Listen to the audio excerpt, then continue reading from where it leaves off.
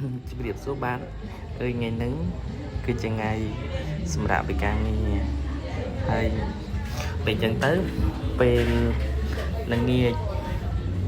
នឹកឃើញចង់ញ៉ាំសាច់ក្រកមកកន្លែងគេលក់សាច់ក្រកហើយសុំអាំងខ្លួនឯងមិនច្រើនទេសាច់ក្រក5ចង្កាក់អីពេលអញ្ចឹងទៅអង្គុយអាំងខ្លួនឯងអញ្ចឹងបានដឹងថារសជាតិអ្នកលក់សាច់ក្រក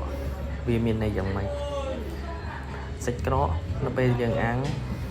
វាមិនយូរទេឆាប់ឆ្អិនទេក៏ប៉ុន្តែវាពិបាកម្យ៉ាងសាច់ក្រកតែអាំងគឺវាមានហុយវាប្រខ្លាញ់ធ្លាក់នៅលើភ្លើងហ្នឹងវាអាចហុយសាច់ក្រកពេលអាំងវាហុយក៏ប៉ុន្តែ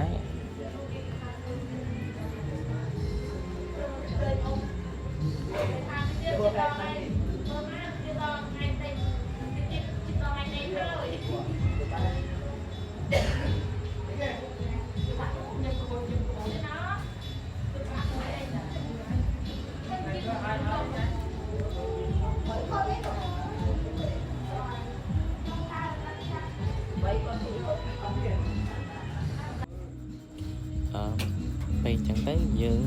អាំងវាតាមតាណាពំវាឆ្អិនសម្រាប់បើចង់ញ៉ាំហើយចង់ញ៉ាំអាំងខ្លួនឯងតែនិយាយរំទៅសាច់កកហ្នឹងទិញមកពីគេហើយឃើញគេដាក់ក្នុងហ្នឹងគេមានដាក់សណ្តែកដីសណ្តែកអីក្នុងសាច់កកអញ្ចឹងតែមានរសជាតិឆ្ងាញ់លយហ្មង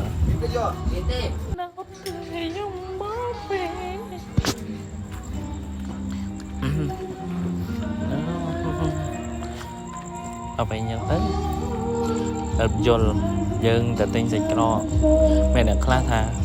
គ្នាលក់សាច់ក្រកនឹងថ្លៃលក់អីថ្លៃតែប៉ាត់តែមិនលក់ថ្លៃទេតែកម្លាំងញើសឈាមនេះ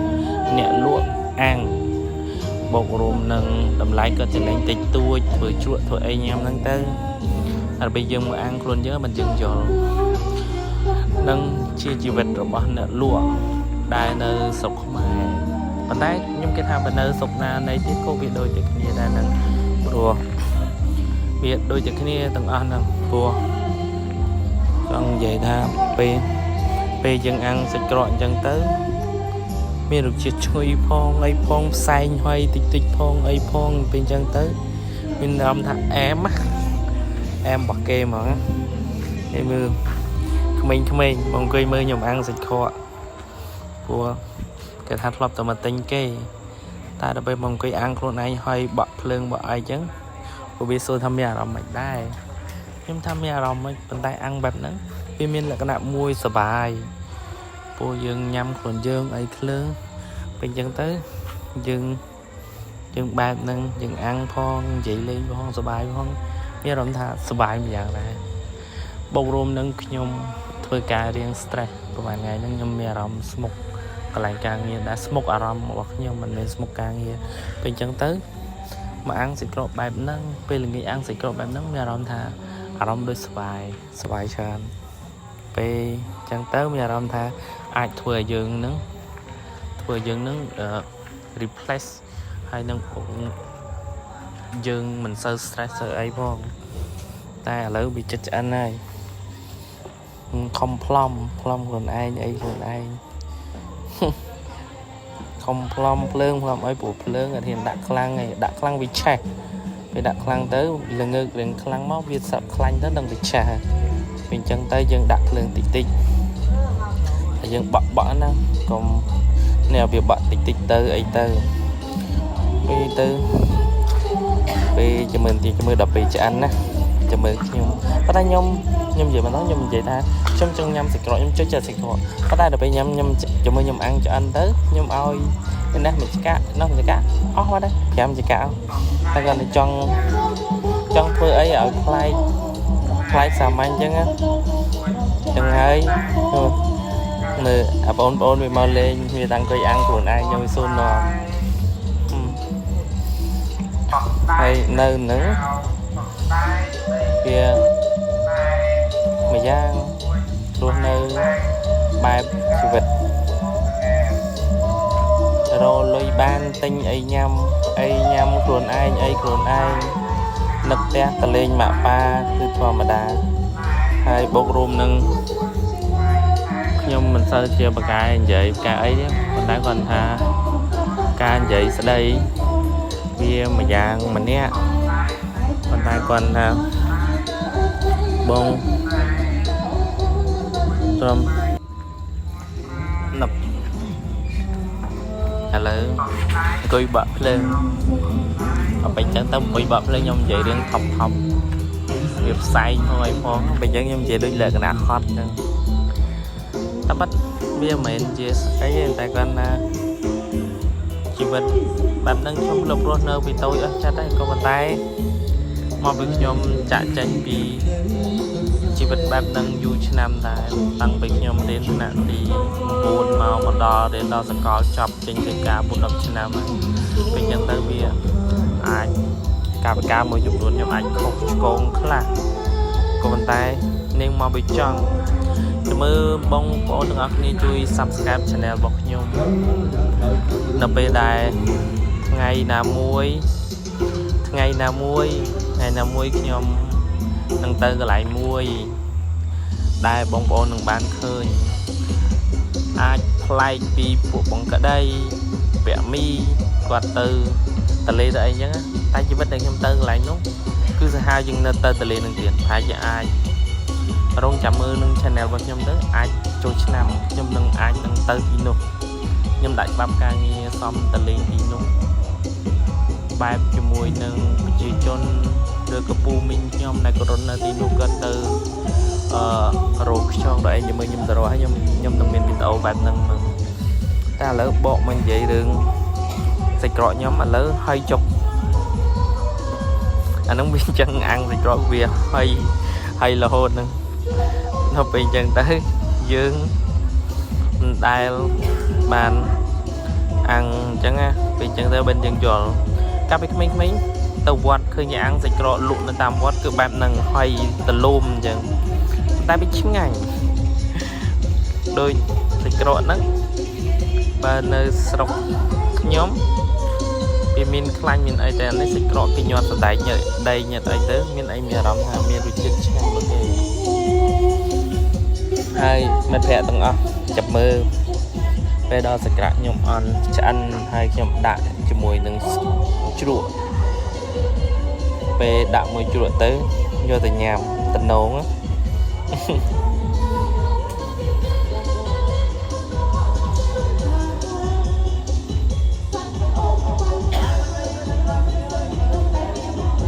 អាំងសាច់ក្រកអបអូនមកសួររឿង Facebook តែគាត់ថា Facebook ខ្ញុំមិនសូវដែលបានលេងខ្ញុំលេងចេះតែលេងផុសរូបធម្មតាតែបានចេះអីជ្រៅជ្រៅទៅ Facebook សួរបានប្រាប់ប្អូនតិចតួចហ្នឹងតែអង្គុយបឹកហ្នឹងមិនមែនបក់ឲ្យភ្លើងឆេះខ្លាំងតែភ្លើងឆេះខ្លាំងហ្នឹងមិនដាច់ភ្លើងចេញមកដឹងខ្លោចអស់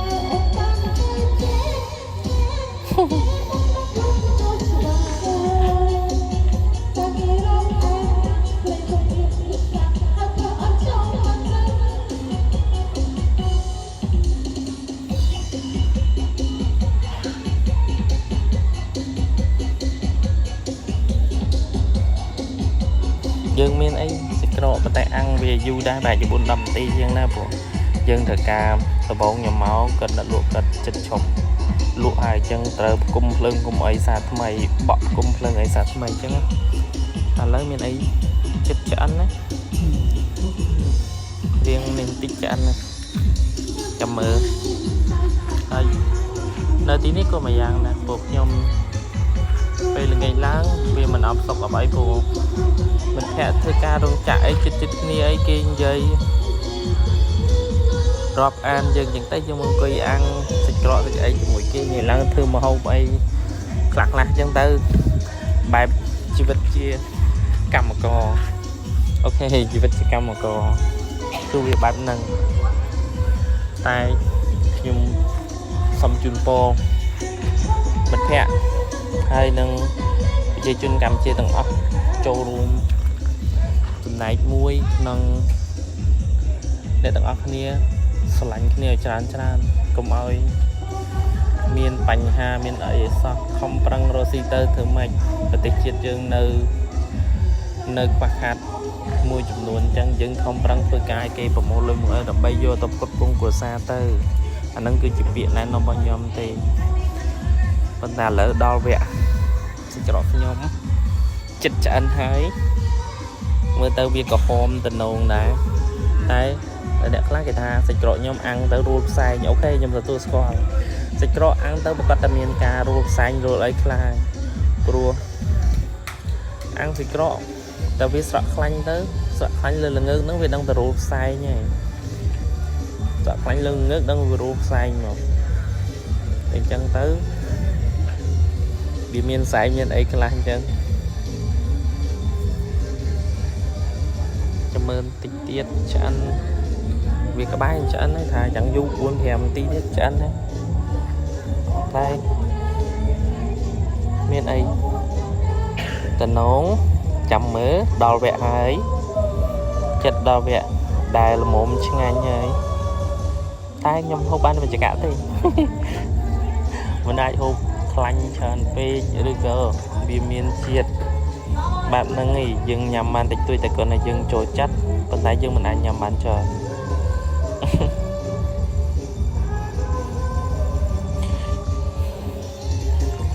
បើការកន្លែងអ្នកលក់ស៊ីផនហ្នឹង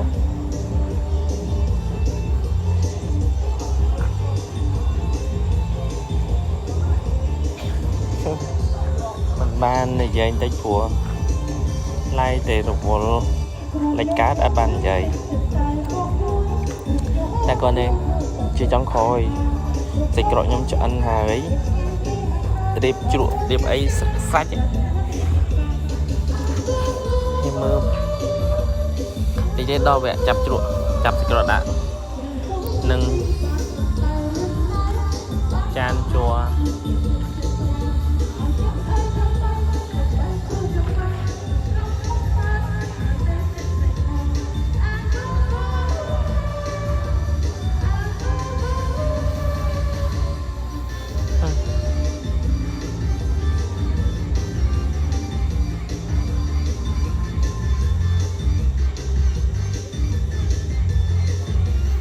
ឥឡូវដល់វគ្គចាប់សាច់ក្រកដាក់ចានហើយដាក់នឹង